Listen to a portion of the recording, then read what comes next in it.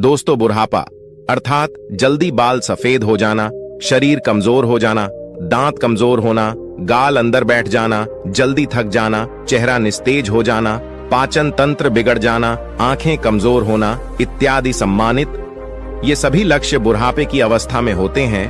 लेकिन अब ऐसा नहीं है। जवानी के दिनों में भी काफी युवा इन बुढ़ापे का शिकार हो जाते हैं। तो आइए इसी बात को हम एक बौद्ध कहानी से समझते हैं। इससे पहले आप इस वीडियो को लाइक करें और अब तक आपने हमारे चैनल को सब्सक्राइब नहीं किया तो प्लीज चैनल को सब्सक्राइब कर ले और बेल नोटिफिकेशन को ऑल पर सिलेक्ट कर दें ताकि हमारी आने वाली वीडियो की सूचना सबसे पहले आपको प्राप्त हो। तो चलिए आज की कहानी को प्रारंभ करते हैं। दोस्तों, एक बार महात्मा बुद्ध एक सम्राट के राज दरबार में जाते हैं और उनसे पूछते ही, राजन बताइए आप लोग की प्रजा कैसी? राजन कहते हैं, हे भगवान, आपने जो उपदेश दिया है इससे हमारी पूरी प्रजा में लोग 60 वर्ष के हैं। उन्हें भी देखने में ऐसा लग रहा है जैसे 20 वर्ष के हो चुके हैं। सबकी ढलती उम्र जैसे रुक गई है, थम गई है। भगवान, सब लोग स्वस्थ हैं। हमारे राज्य में लोग तो बैठकर आराम कर रहे हैं क्योंकि अब किसी को दवा की जरूरत नहीं है। सभी लोग एकदम स्वस्थ हैं। हमारी प्रजा बहुत ही खुश है। दोस्तों, आज की कहानी बहुत ही ज्ञानवर्धक है, इसलिए इस कहानी को अंत तक अवश्य सुनिए। इस कहानी से आप यह जान पाएंगे कि कम उम्र में ही बुढ़ापा क्यों आता है। जैसे कि सभी लोग जानते हैं कि गौतम बुद्ध एक सम्राट भी थे, लेकिन उन्होंने सब कुछ त्याग कर एक सन्यासी का रूप धारण किया था। इसीलिए उन्हें सब पता था हमें क्या खाना चाहिए, हमें कैसी दिनचर्या अपनानी चाहिए। दोस्तों, आज हम महात्मा बुद्ध के 12 महत्वपूर्ण नियम या यह कह लो आज हम पूरे जीवन का रहस्य जानने वाले हैं। इसलिए आप सबसे विनम्र निवेदन है कि पूरी कहानी को ध्यानपूर्वक सुने और इन 12 बातों को सुनकर अपने जीवन में उतार लीजिए। यदि आप इन 12 उपदेशों को अपने जीवन में उतार लेते हैं तो आप अवश्य ही कभी बीमार नहीं होंगे और आपका बुढ़ापा आपको छू भी नहीं पाएगा। दोस्तों, इसे हम एक कहानी के माध्यम से समझते हैं जिससे हर एक बात आपके दिमाग में बैठ जाए और उसे आप जीवन में अपने उतार सके। तो चलिए कहानी को शुरू करते हैं। बहुत समय पहले की बात है। किसी राज्य में भादर सिंह नाम का एक राजा रहता था। राजा बहुत ही दयालु, बहुत दयावान और एक न्यायिक राजा था। उनकी 2 रानियां थीं और दोनों रानियां अति सुंदर थीं। वे रानियां भी उस राजा के स्वभाव पर गईं और वो रानियां भी बहुत ही धार्मिक प्रवृत्ति की थी। राजा इतना न्यायप्रिय था कि उनकी प्रजा कभी भी दुख का सामना ही नहीं करती थी, क्योंकि राजा ने अपने मंत्रिमंडल में 9 ऐसे मंत्रियों का गठन किया था जिनके जिम्मे हर एक विभाग बांटा गया था, जिनको यह कहा गया था कि तुम प्रजा का खान पान का ध्यान रखो। और उन सबको अलग अलग काम बांटे गए थे और उनका इतना सख्त हिदायत था कि किसी को अपने काम में लापरवाही बरतने पर उन्हें मृत्यु दंड दिया जाएगा। इसलिए उनके समूह में मंत्रिमंडल के जो मंत्री थे वे बहुत ही ईमानदारी से काम करते थे और राजा को जब भी कोई न्याय करना होता था तो कभी भी वह किसी के साथ एक पक्षी न्याय नहीं करते थे। वह दोनों पक्ष के एक एक समस्याओं को बहुत ही बारीकी से समझते थे। दोनों के मुद्दों पर ध्यान देकर वहीं पर निष्पक्ष फैसला सुनाते थे। इस तरह से राजा के पूरे राज्य की प्रजा बहुत ही सुखी और राजा हर हफ्ते राज्य का एक चक्कर लगाते थे और पूरे राज्य के जीतने लोग भी थे। उन सबको सभा में बुलाया जाता था। किसके घर में कितना अनाज हो रहा है, किसके घर में खाने के लिए है कि नहीं, इस प्रकार राजा की व्यवस्था होती थी। इसलिए उनकी प्रजा सुखी जीवन व्यतीत कर रही थी। उनका राज्य बहुत अच्छे से चल रहा था। सारी प्रजा सुखी थी और इसी सुख की वजह से हमेशा प्रजा राजा का गुणगान करती थी। ऐसे ही एक दिन सभा चल रही थी। तभी उस सभा में एक किसान और उसकी पत्नी आते हैं और कहते हैं, महाराज, आज हमारे पास एक बहुत बड़ी समस्या है। कृपया आप हमारी समस्या का समाधान करें। राजन बोले, बताइए क्या बात है। किसान कहता है कि मेरे 2 बेटे हैं और अभी उनकी उम्र बहुत कम, अभी से ही उनकी उम्र ज्यादा से ज्यादा 26 से 28 साल की होगी, लेकिन वह देखने में ऐसे लग रहे हैं जैसे उनकी उम्र 60 वर्ष की हो चुकी है। उनके सिर से बाल झड़ते जा रहे हैं, उनका पेट निकलता जा रहा है, वे बहुत आलसी हो गए हैं, कोई भी काम नहीं करते हैं। हमने इधर उधर से बहुत दवाइयां करवाई लेकिन कोई फायदा नहीं हुआ। महाराज कहते हैं ठीक है और अपने मंत्री जी को आदेश देते हुए कहते, मंत्री जी अपने राजवेद से इस किसान के बेटे का इलाज करवाया जाए और जो भी खर्च होगा उसे राज्य कोष से भरा जाए। और मंत्री जी ऐसा ही करते हैं। फिर राजवैद्य किसान के दोनों बेटों का इलाज राजकोष से करते हैं। काफी दिन इलाज चलने के बाद फिर भी वह किसान सभा में उपस्थित होता है और कहता है, महाराज कोई आराम नहीं हुआ, मेरा बेटा वैसे का वैसा ही है। राजा कहते हैं, ठीक है, हम इस पर विचार करेंगे। और इस पर विचार चल ही रहा था कि तभी उस गांव से एक पति पत्नी रोते हुए आते हैं और वह भी उसी समस्या का निवारण करना चाहते थे। फिर धीरे धीरे सवाल चल ही रहा था कि एक एक करके पूरे गांव के आधे से ज्यादा लोग वहां आ गए। राजा असमंजस में पड़ गया। उन्होंने तुरंत आपातकालीन सभा बुलाई कि राज्य में जितने भी वैद्य है सबको बुलाया जाए और दिखाया जाए कि आखिर ऐसी क्या समस्या है जिसकी वजह से हमारे राज्य के सभी नवयुवक बूढ़े दिखने लगे हैं। इस समस्या पर पूरा शोध किया जाए। राजा का यह सख्त आदेश था कि जल्द से जल्द इस पर कार्रवाई किया जाए और पूरे राज्य में छानबीन की जाए। सभी का घर घर जाकर पता लगाया जाए कि इसका कारण क्या है। जितनी भी प्रसिद्ध वैद्य थी सभी को बुलाया गया और फिर एक आपातकालीन बैठक की गई और उस आपातकालीन बैठक में सारे विचार विमर्श किया गया। राजा ने सभी वेदों से कहा, आप लोगों के पास 10 दिन का समय है और इस 10 दिन के अंदर पूरे राज्य के हर एक घर की बीमारी का पता लगाइए। ऐसी कौन सी बीमारी है या ऐसी कौन सी चीज है जिसे खाने से यह बीमारी हो रही है। राजा ने कहा कि जो भी राज्य में इस बीमारी का सही सटीक पता लगाएगा उस राजवैद्य को उचित पुरस्कार के रूप में एक राज दे दूंगा।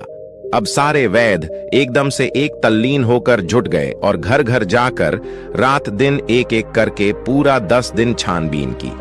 फिर वे एक दिन जब राज्य की सभा लगती है तो उस राज्य में सारे राज्य वैद्य और पूरे राज्य के लोग इकट्ठा होते हैं। फिर राजा एक एक करके सारे वैद्य से पूछते हैं। तब सारे राजवैद्य अपने अपने विचार रखते हैं, महाराज हमने पूरी छानबीन किया और छानबीन के हिसाब से हमने लोगों का उपचार भी किया, लेकिन किसी को आराम नहीं मिल रहा है। फिर एक राजवेद खड़े होते हैं जो बहुत ही बुजुर्ग थे। उनकी उम्र लगभग 125 वर्ष या 130 साल की थी और उन्होंने कहा, हमारा जो अपना निष्कर्ष निकला, हमारा जो अपना अनुभव है, उस अनुभव से हमें यही लगता है कि हमारे यहाँ रहन सहन और यहाँ के खाने में कुछ दिक्कत हो रही है जिसके वजह से ये सब हो रहा है, लेकिन हमारे पास इसका सटीक जवाब नहीं है।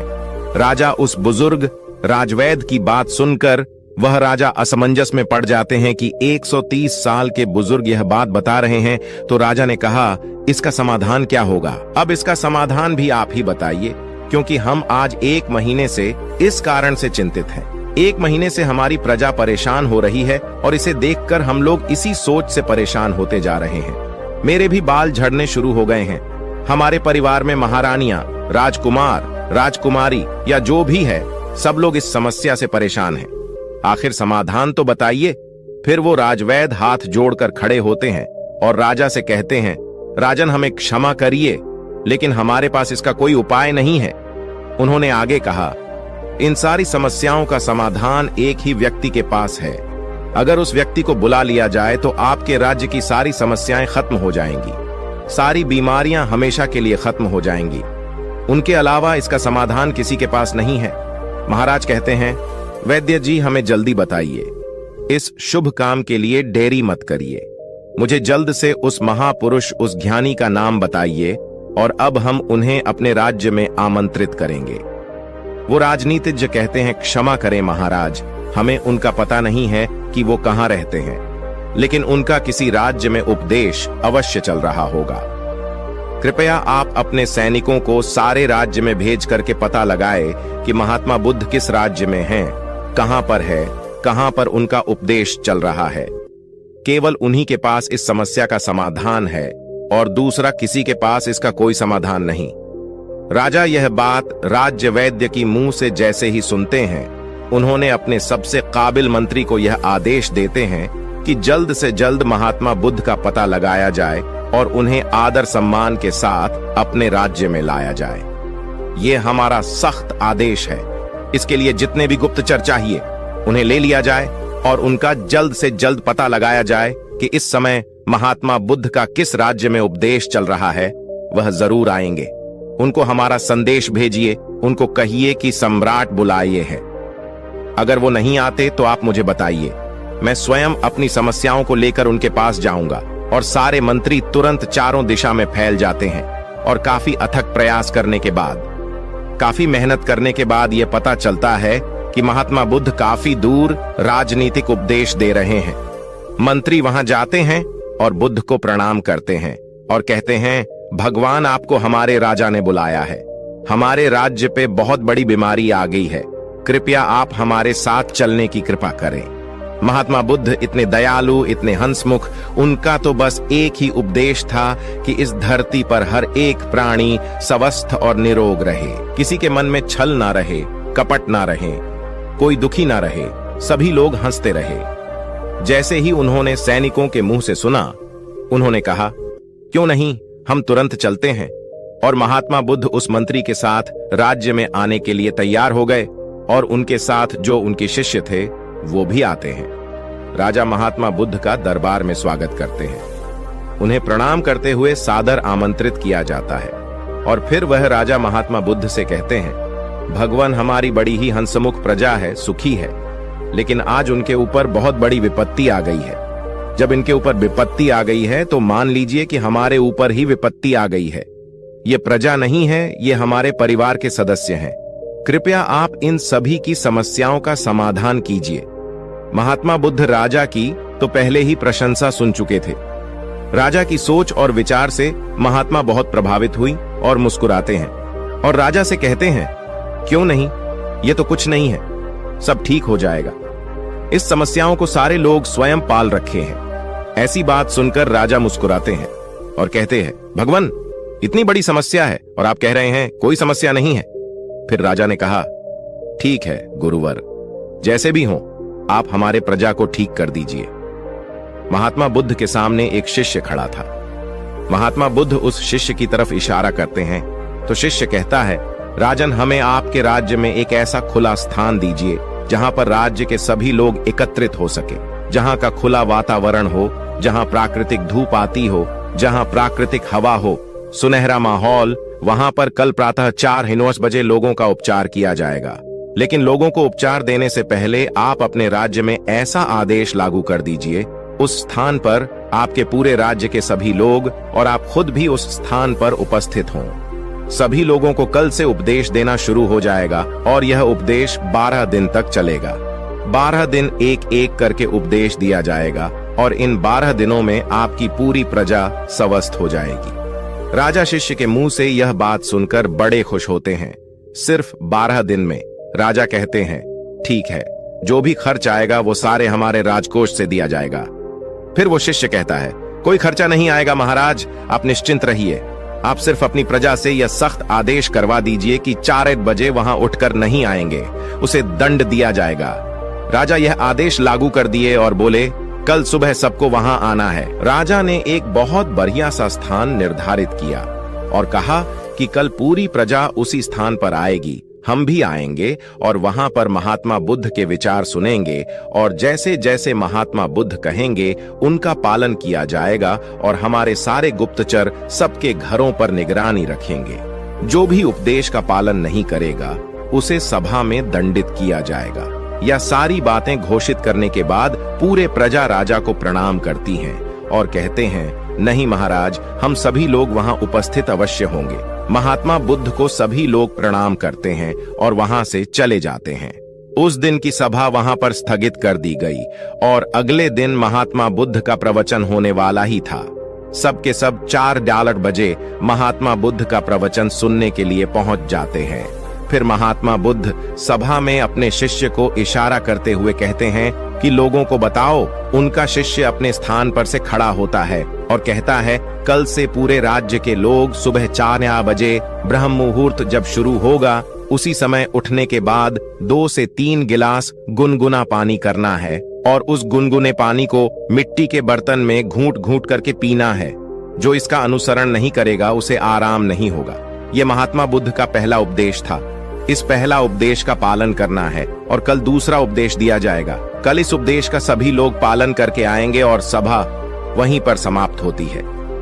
फिर अगले दिन सभी लोग समय से वहां उपस्थित हो जाते हैं। सभी लोगों से महात्मा बुद्ध किसी से पूछते हैं कि क्या हुआ, कितने लोग पालन किए। सभी लोगों ने हाथ उठाया और सभी लोगों ने कहा, हमने इसका पालन किया है और आज हमें बहुत आराम मिला है। हमारा पेट बहुत अच्छे से साफ हुआ, शरीर बिल्कुल हल्का हल्का लग रहा है और हम बिल्कुल स्वस्थ लग रहे हैं। फिर महात्मा बुद्ध शिष्य से कहते हैं, तब शिष्य कहता है, अब दूसरा उपदेश यह है कि सबको टहलने चलना है और चलना कितना है, 2 से 3 किलोमीटर। उसमें जो बच्चे हैं, नौजवान हैं, वह दौड़ेंगे और जो सामान्य लोग हैं, जो 40 से 50 की उम्र की हैं, वह तेज चलेंगे और वे 1 सेकंड में 1 कदम 1 मिनट में 60 कदम चलेंगे और दौड़ सकेंगे तो दौड़ेंगे। बहुत तेजी से नहीं दौड़ना है, बस अपनी क्षमता के अनुसार 2 से 3 किलोमीटर तक ही चलना है। वह दूसरे दिन का उपदेश था। अगले दिन फिर से सभा शुरू होती है, फिर से सभा लगती है। फिर से सभा में वह पूछता है सभी लोगों से, आप लोगों ने पहले 2 दिन का पालन किया? सभी लोगों ने अपने हाथ उठाकर सहमति जताई। शिष्य पूछता है कि आप लोगों को कैसा लग रहा है? तब वे कहते हैं, गुरुवर, हमको कोई बीमारी नहीं है, ऐसा लग रहा है। फिर से शिष्य कहता है, अब सब लोग योग करें। प्राणायाम अपने हिसाब से सभी लोग प्राणायाम, जिसमें अनुलोम विलोम शामिल होगा। अनुलोम विलोम कैसे किया जाता है? अनुलोम विलोम कैसे किया जाता है? सूर्य प्राणायाम कैसे किया जाता है? यह सब उस शिष्य ने सभी को बताया और कहा, सभी लोग को कम से कम 30 मिनट से लेकर 45 मिनट तक इसे रोजाना करना है। और उस दिन की सभा भी समाप्त हो गई। अगले दिन फिर सभा लगी और उस सभा में सारे लोग उपस्थित हुए और उस उपस्थिति के बाद सबसे दिनचर्या पूछी जाती है, किसने कितना अनुसरण किया? सबने कहा, अब तो हमको ऐसा लग रहा है, हमको जैसे कोई बीमारी ही नहीं है, कोई अलार्म नहीं लगाना पड़ता, हमें जगाना ही नहीं पड़ता। 4 बजे अपने आप हमारी आंखें खुल जाती हैं। यह सुनकर महाराज बहुत खुश हुए। इतना बड़ा चमत्कार, बिना किसी पैसे की हमारी प्रजाएं ठीक हो रही है।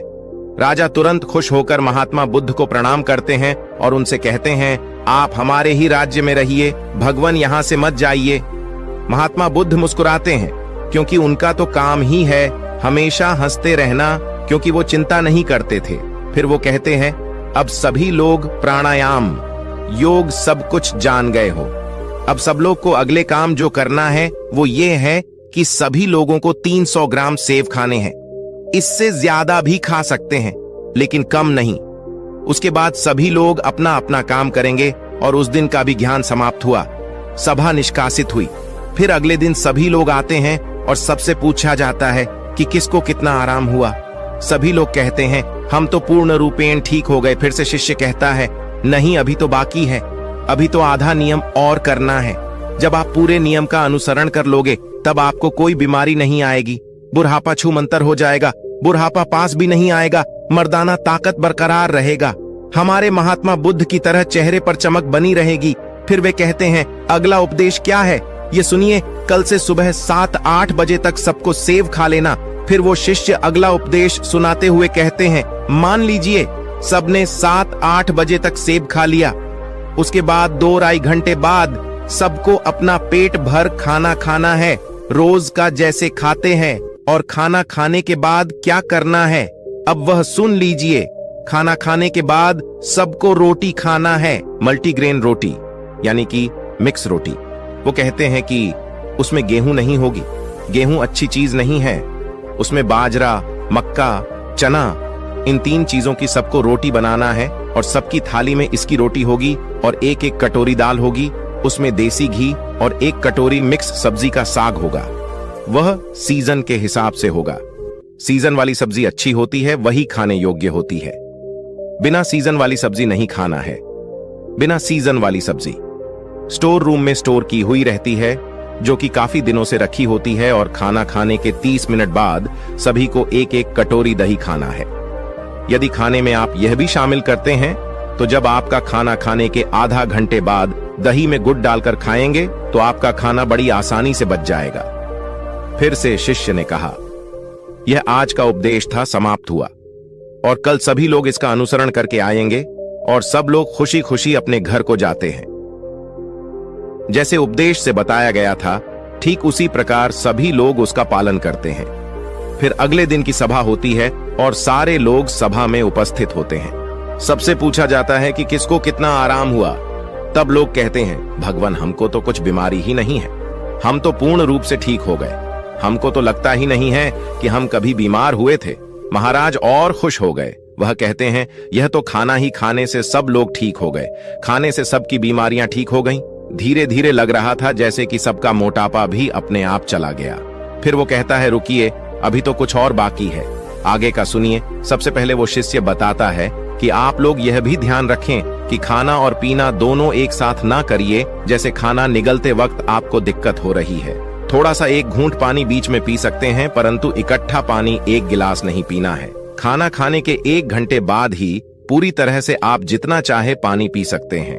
अब जैसे सब लोगों ने 10 या 11 बजे तक खाना खा लिया, अब सबको भूख पुनः लगेगी तो 4 या 5 बजे आप सबको एक प्लेट सलाद लेनी है और सबको सलाद अपने वजन के हिसाब से लेना है। जैसे 50 किलो का वजन है तो उसको परसेंट के हिसाब से लेना है। जैसे 60 किलो है तो 300 ग्राम, किसी का 70 किलो है तो 350 ग्राम, किसी का 80 किलो वजन है तो 400 ग्राम सलाद अवश्य लें। उस सलाद में क्या होगा? सलाद में होगा गाजर, चुकंदर, मूली, टमाटर और 1 टुकड़ा अदरक होगा। 3 से 4 लहसुन की कलियां होंगी और स्वाद के लिए आप उसमें काला नमक या भुना हुआ जीरा भी डाल सकते हैं। सलाद लेने के पहले कुछ भी खाना पीना नहीं है, जैसा कि पहले ही बता दिया है। उसको फॉलो करिए और अगले दिन आइए, उस दिन की सभा समाप्त होती है। सभी लोग अपने घर चले जाते हैं और जैसी जैसी वह नियम बताए गए थे सब लोग उसका पालन करते हैं। फिर अगले दिन सभा में सबसे पूछा जाता है कि आप लोगों को कैसा लग रहा है, आपका शरीर कैसा अनुभव कर रहा है। सभी लोगों के चेहरे पर मुस्कान और सबका चेहरा एक तेज की तरह चमक रहा था। ऐसा लग रहा था जैसे उनकी ढलती उम्र थम सी गई हो। फिर राजा बद्धे प्रसन्न होते हैं। फिर राजा महात्मा बुद्ध के चरण में जाकर प्रणाम करते हैं और कहते हैं, धन्य है भगवान, आपने तो सबको खाने से ही ठीक कर दिया। तब उसने कहा, महाराज रुकिए, अभी तो सारे उपदेश बाकी हैं। अभी जब मैं पूरा उपदेश बता दूंगा तब हमारे भगवान की तरह कोई बीमारी नहीं होगा, कभी किसी को बुढ़ापा नहीं आएगा। राजा कहते हैं, जल्दी बताइए गुरुवर, जल्दी बताइए, हमें सारी चीजें सुननी है। मैं भी महसूस कर पा रहा हूं कि जैसे मुझे भी कोई बीमारी नहीं है। मैं अब 16 वर्ष का हूं। फिर वे बताते हैं, अब रात में क्या करना है। सबका खाना जो रात का है, सूर्य डूबने से पहले सब लोग को खाना खा लेना है, क्योंकि जब हमारे पेट पर सूर्य की रोशनी पड़ती है तो उस पर हमारा पेट में हमारा अन्नाशय ज्यादा काम करता है। जब धीरे धीरे सूर्य की रोशनी कम होने लगती है तो हमारा अन्नाशय काम करना बंद कर देती है। इसीलिए आर्षि मुनि लोग सूर्य डूबने से 1 घंटे पहले खाना खा लेते थे। इसके 2 फायदे हैं। जब आप सूरज डूबने से पहले खाना खा लेंगे तो आपका सारा खाना पचना शुरू हो जाएगा, और जब आप सोने जाएंगे तो 3 या 4 घंटे में आपका सारा खाना पूर्ण रूप से पच जाएगा। इसके फायदे, एक तो आपको नींद बढ़िया आएगा, और अगर आप लेट खाना खाते हैं तो अपने जीवन को बिगाड़ लेते हैं तो उससे आपको जल्दी नींद नहीं आएगी। आपके पेट में अच्छे से खाना पचेगा नहीं, इससे आपको गैस बनेगा। इसलिए आपको सूर्यास्त के 1 घंटे पहले रात का खाना खा लेना है। और खाने में क्या क्या लेना है वह है मल्टीग्रेन, रोटी साग सब्जी सीजन के हिसाब से 2 चीज और खाना है। कितना खाना है? नाम मात्र, यानी कि हल्का खाना खाना है, जैसे लगी कि आपने खाना नहीं खाया है। फिर उसके 1 घंटे बाद आपको 1 गिलास दूध पीना है, उसमें 3 ग्राम हल्दी डाल देना है। हल्दी शुद्ध घर का होना चाहिए, बाजार का नहीं। उसे उबालें और जब ठंडा हो जाए फिर उसको पीना है। हल्दी वाला दूध आपकी सारी बीमारी को नाश कर देता है। यही इतना शक्तिशाली होता है। अब सारे लोग इसका पालन करेंगे और उसका अनुसरण करेंगे। इसके बाद दूध पीने के तुरंत बाद सोने नहीं जाना है। दूध पीने के 1-2 घंटे बाद ही सोना है, और आपको रात 10-9 बजे तक सो जाना है। जब आप 10-9 बजे सो जाएंगे तो आपको बहुत अच्छी नींद आएगी, आपके सारे खाने पच जाएंगे। जब आपको अच्छी नींद आएगी तो 4-5 बजे सुबह अपने आप आपकी नींद खुल जाएंगी। आपको कोई तनाव नहीं होगा, कोई बीमारी नहीं रहेंगी। अंत में शीर्षक कहते हैं, ध्यान से सुनिए, सबको वर्तमान में जीना है, सबको बच्चों की तरह जिंदगी जीना है। जैसे छोटे बच्चे को कोई टेंशन नहीं होता कि उनकी मम्मी का पड़ोसी से झगड़ा हो रहा है, उन्हें उससे कोई मतलब नहीं होता है। मेरे घर में खाना है या नहीं। छोटे बच्चों को जो खाना मिल जाता है वह उसे खाकर अपने आप खेलते रहते हैं, सिर्फ उनका पेट भरा रहे। अगर उसका पेट भरा रहता है तो उसे कोई मतलब नहीं है। इसीलिए आप सभी अपने वर्तमान में जिएं। भूत भविष्य की चिंता बिल्कुल मत करिए। आज हमारे साथ जो है उसमें खुश रहिए। भविष्य में क्या होगा, भूत में क्या बीत गया, उसकी चिंता मत करिए। जब आप वर्तमान में जिएंगे तो कोई तनाव नहीं होगा, कोई चिंता नहीं होगी और तब कोई बीमारी भी नहीं पड़ेगी। तो ये सब नियम का पालन करना है। और एक बात की, कभी भी बाहर की चीज मत खाइए। जो खाना है अपने घर पर शुद्ध बनाकर खाइए, क्योंकि बाहर की चीजों में बहुत ज्यादा मिलावट हो रही है।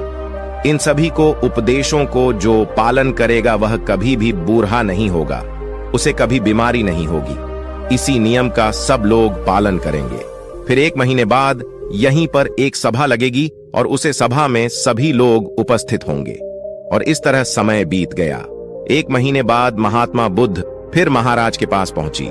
महाराज दौड़कर उनका स्वागत करते हैं, सम्मान के साथ अपने राज दरबार में बुलाते हैं। आइए गुरु घर, या तो आपका राज्य है। महात्मा बुद्ध मुस्कुराते हैं और पूछते हैं, बताइए राजन, आप लोग कैसे हैं, आपकी प्रजा कैसी है।